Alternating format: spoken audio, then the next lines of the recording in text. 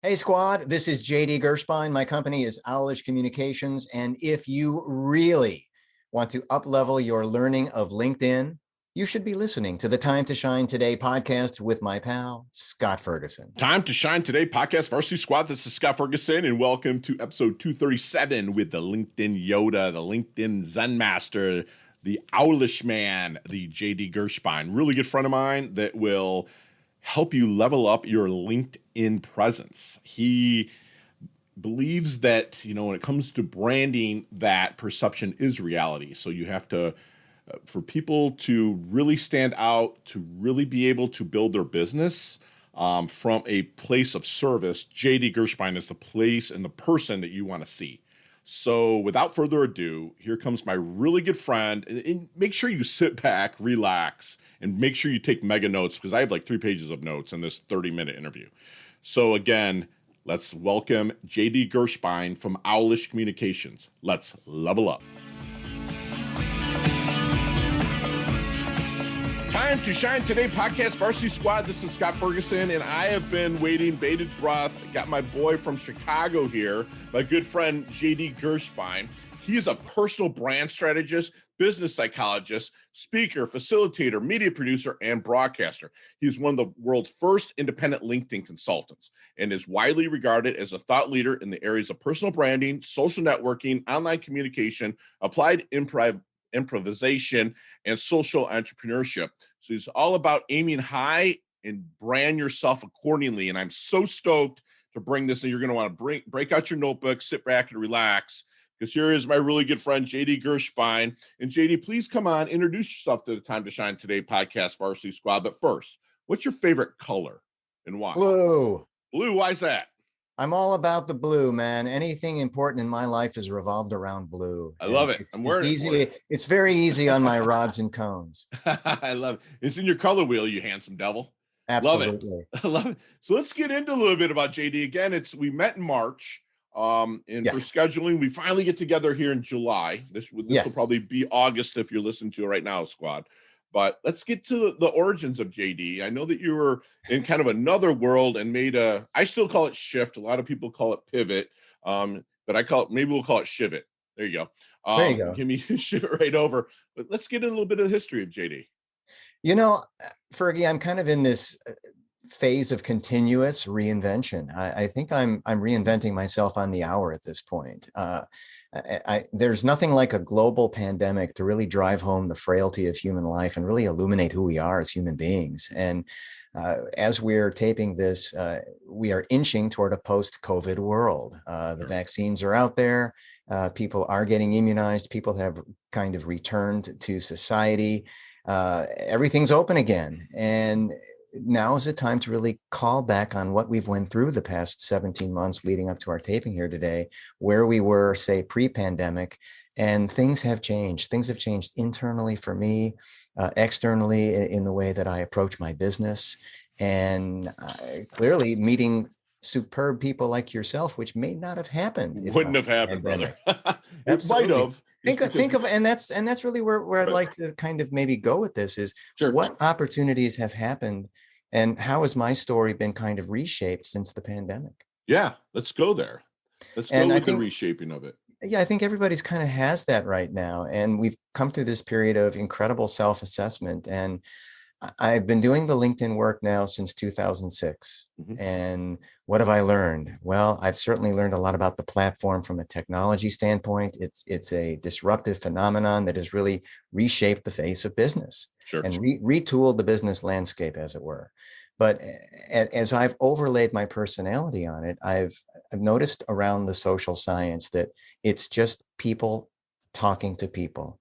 And people trying to talk to people and people trying to engage in business conversations.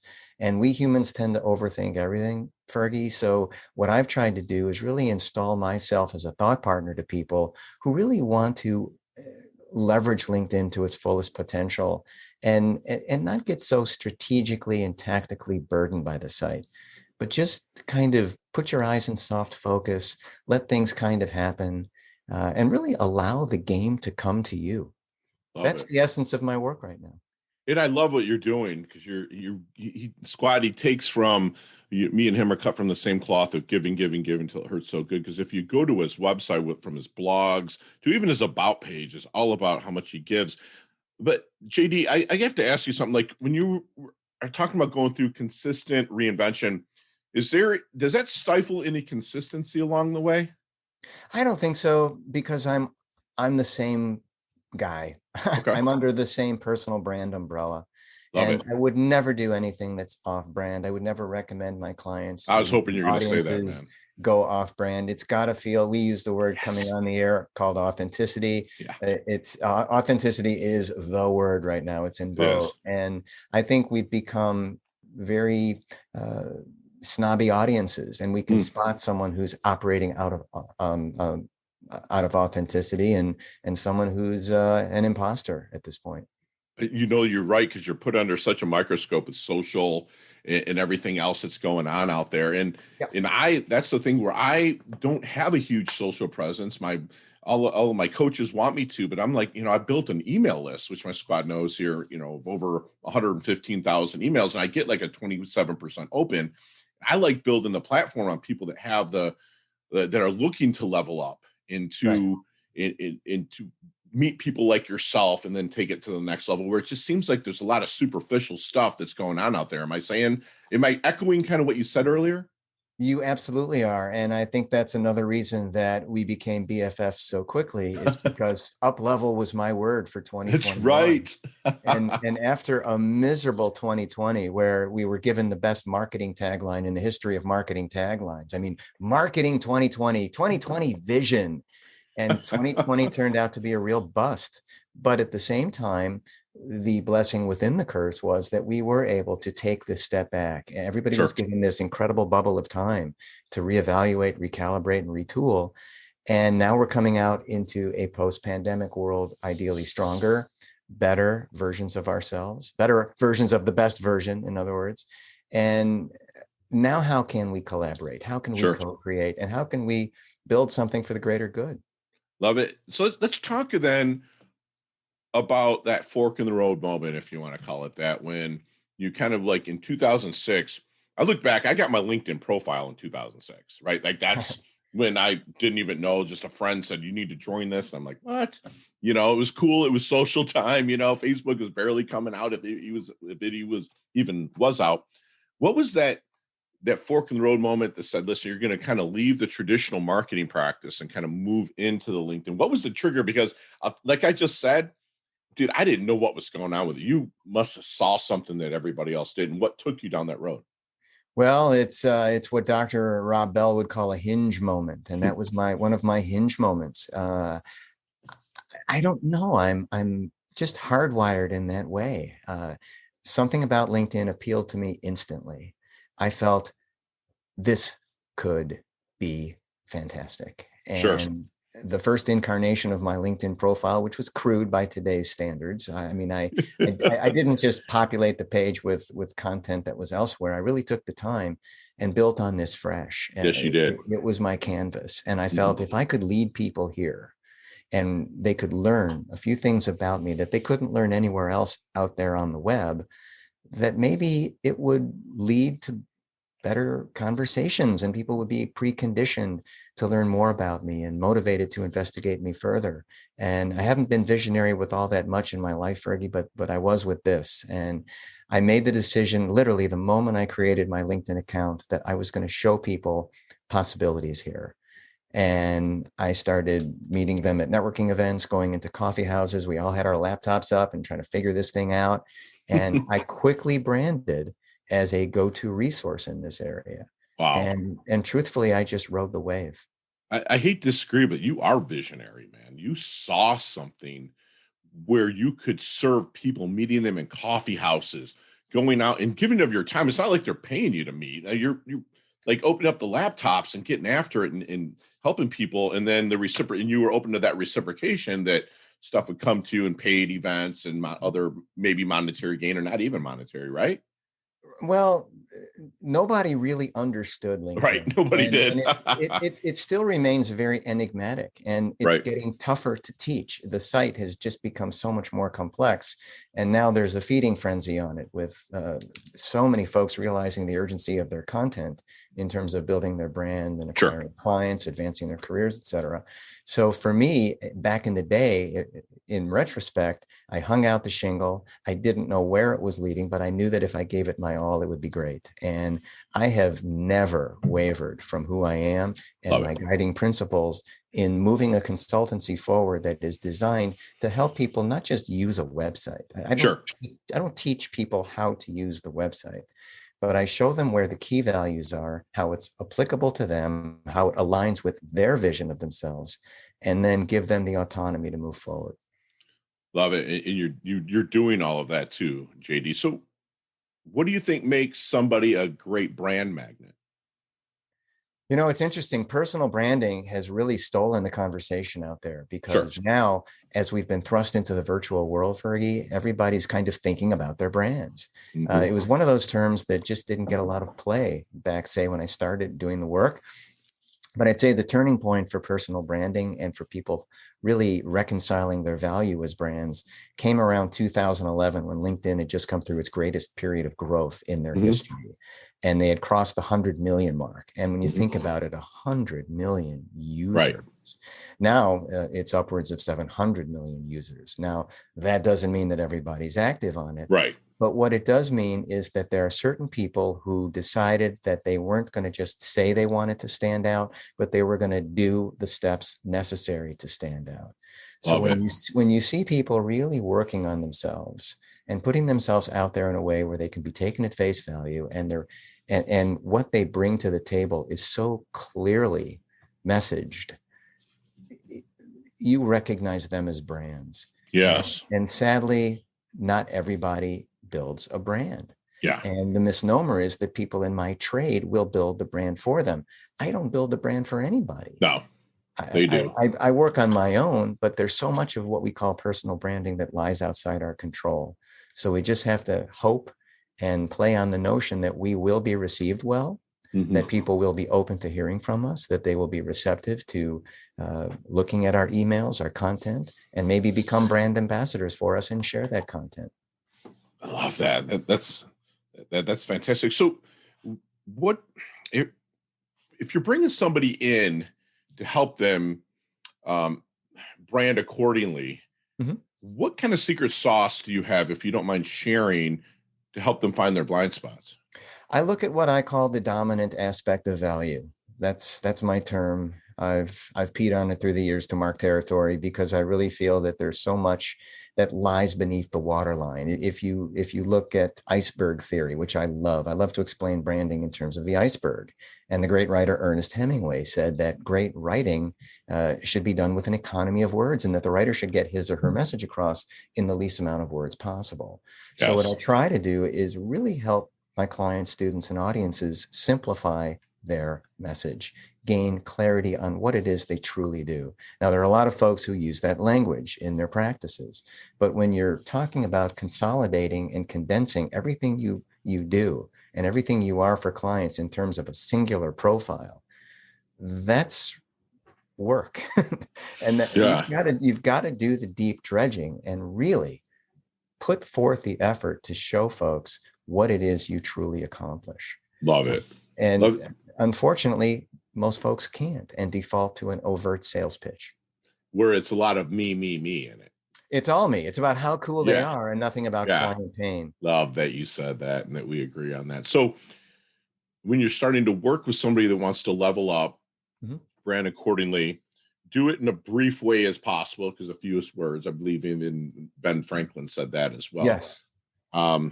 Well, I'm working with a lot of folks who have very impressive histories, and I'm sure many folks in your squad feel that they're very, they have multiple businesses, multiple brand extensions. I call it versatility syndrome, where they want to do so many things, or they cast as wide a net as possible, as opposed to being a specialist. So the key is giving each of these important professional elements its own emphasis and incorporating them into the profile. So I've really looked at kind of the art and the science Sure. of LinkedIn profile writing as not something that I just fulfill an order, but Right. to really work with someone to chisel out that message. Love And it. again, carve out that best mental version of themselves. Absolutely. So when you're starting to work with somebody that wants to level up their brand, is there any good question that you wish they would ask you but never do? But I wish that they would ask me, But never do? JD, in a perfect world, what could happen? Sure. What could happen if I listen to you? What could happen if I go through your process? What could happen if I start doing what you ask me to do? Because unfortunately, there's a jump off / leave off point where clients have taken the knowledge, they've built a few insights, and they go out and they default to some of the bad habits that they had Yes. previously. Right. And I'm here to say that LinkedIn is a meritocracy, folks / squad. LinkedIn is a meritocracy. Sure. The achievement comes to people who work it. Mm. It is hard work, and it does force us to reconcile how we present in the online world.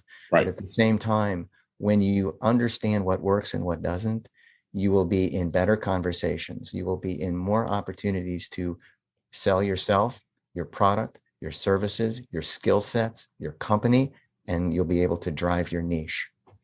Love it. So then what keeps JD up at night? What keeps me up at night? Yeah. Just some of the problems that are outside of business at this point. I don't worry about too much in my practice. I'm in a good place professionally. I truly feel that way, Fergie. But obviously, there are people who are not, and I guess you want to help them. I want to help them. I'm the kind of the one guy trying to change the world thing, but at the same time, I understand that things out there I can't control, and my gosh, all of the social injustice out there and the inequities of human life, and it weighs on us. Sure. It weighs on us all, but I wake up with enthusiasm every morning and just so glad and delighted to be in a situation to meet people like you. My man. So then what do you think people misunderstand the most about JD? What do they misunderstand about me? I'm not sure that they would understand what it is I'm trying to accomplish for them.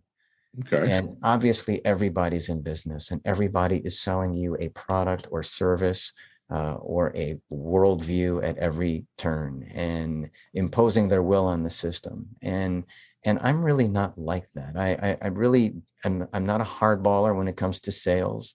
I probably have left more business on the table because of that. Sure.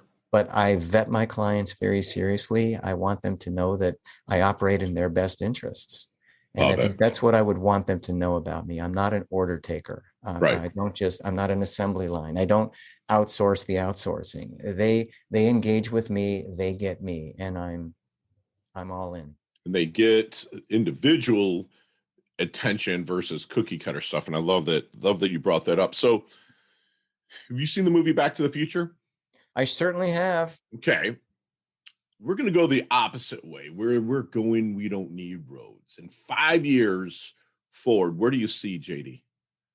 I'm doing live shows. Okay. I'm doing live shows that are live streamed and taped in front of a live audience. I'm best perceived as a live act. And I've got my speaking business has been resurrected in an industry that is slowly but surely coming back. Mm-hmm. And I'm out there just producing media, writing books, shaking hands or bumping elbows with just talented people, insightful people that I can learn from. Absolutely. Yeah.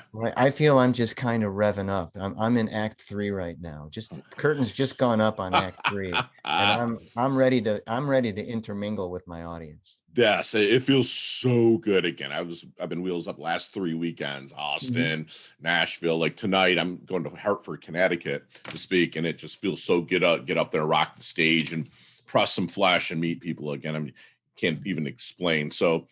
Okay, how do you want your dash remembered? That little line in between your incarnation date and your expiration date. How do you want people to remember your dash on your tombstone? Boy, you mean the epitaph?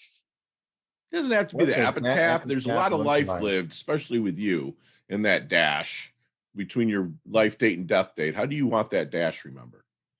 Well, it's interesting because I've toyed around with the idea of giving myself that kind of personal epitaph, and there's certain things that come to mind about what I tried to do, and that fine line between the effort I put in and the accomplishment and the output.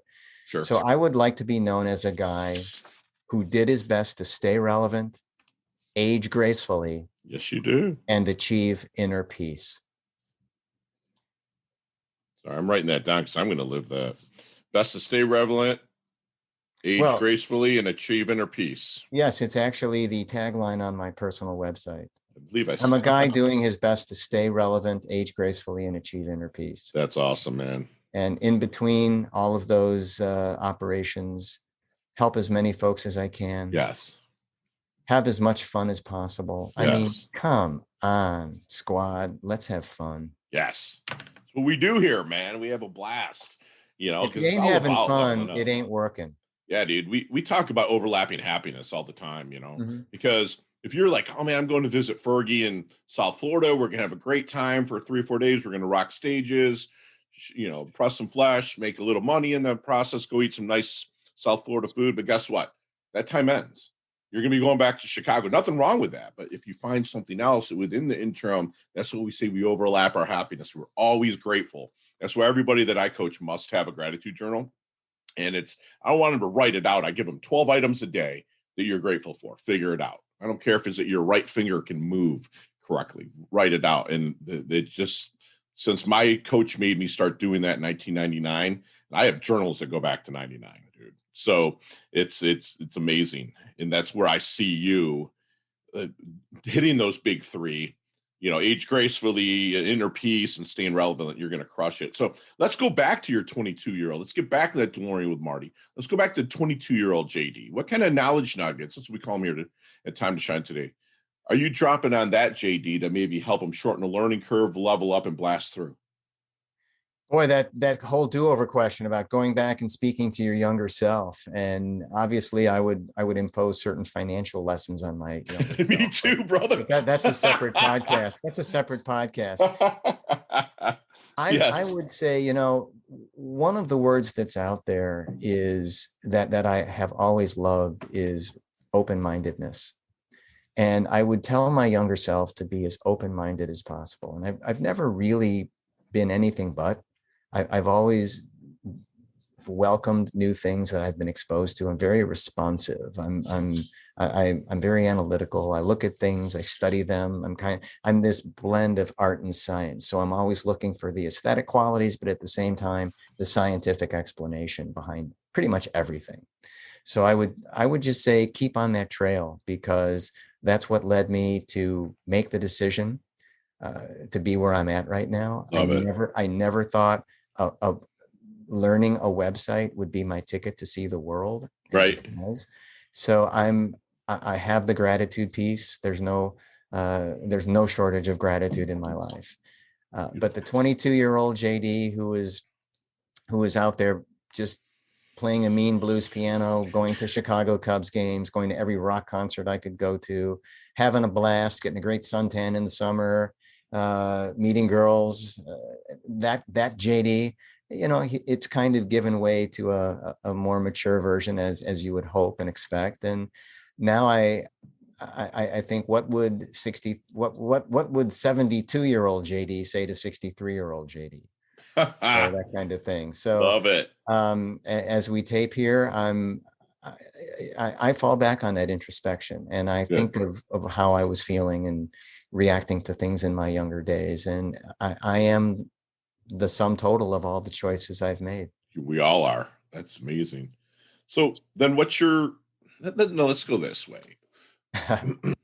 Let's take out any electronics, including the phone, computer, tablet, anything electrical. What are 3 things that JD can't live without? My piano. Okay. My family. Although I should put my family first, right? Sure. I think that's kind of like the given. That's a the given one. overarching can't live without. But in terms of things that kind of keep us on this time continuum, because right now you pull electronics out of the equation, unless you're out there and you're living in solitude. We have our books. Yeah. Obviously my books, and I would say my appetite for new knowledge. Love it. Whether that comes from books, whether that's knowledge, I'm a lifelong learner. Yeah, I'm right there with you, man. Right there with you. So, then what is your definition of a life well lived? My definition of a life well lived, I would say, is the turnout at my funeral. I hear you, man. I hear you. I do hear you there. So, hey, time to shine today. Podcast Varsity Squad. We are back with my good friend, JD Gershbein, who wants you to aim high and brand accordingly. And JD, we're going to take you through our leveling up lightning round. You and I could talk literally an hour on each one of these questions, but you got 5 seconds with 0 explanations. You ready to level up? I am ready to level up. Let's do this. All right. What is the best leveling up advice JD's ever received? Listen, think, act. Love it. Share one of your personal habits that contributes to your success. Running. Love it. Other than your website, which is owlishcommunications.com, and of course, timetoshinetoday.com, my shameless plug. What website do you like to go to level up? LinkedIn. Here we go. Is that a trick question? Yeah, that's why I leaned in. Okay, so you see me walking down the street, man, Fergie's in his doldrums a little bit, man. What book are you handing me? I am handing you Anatomy of an Illness as Perceived by the Patient by Norman Cousins. I have to put that in our show notes, squad. What's your most commonly used emoji? The little dude with the dark shades, sunglasses. I love it. Chess or checkers? Chess. Love it. If you could stay one age for the rest of your life, and please just don't lie to me on this. I'm coming up on 50 and I know what age I'd want to be. If you could stay one age physically for the rest of your life, keep all the knowledge you've gained and continue to garner knowledge, what age physically would you stay for the rest of your life? 35. Thank you for putting a 3 in there. I say 32. Thank you for being honest with that, brother. Favorite charity and organization you like to give your time or money to? So many. I have a couple that involve kids. Okay. Very cool. What I'll have you do is send them over to us and we'll put them in our show notes. Special Kids Network. Special Kids Network, which is founded by my good friend Chad Coe here in the Chicago area. Beautiful. Last question. You can elaborate a little bit on this one, but what is the best decade of music? 60s, 70s, 80s, or 90s? 1970s. 70s. All right. Give me some bands you like. Well, I was on the radio station at my high school. So you name any band that put out work in the 70s and I'm pretty much on it. But then I would also say I didn't appreciate music to the extent I do now from the 1960s and before that. And the older I get, the more interested I am in the people who did it first.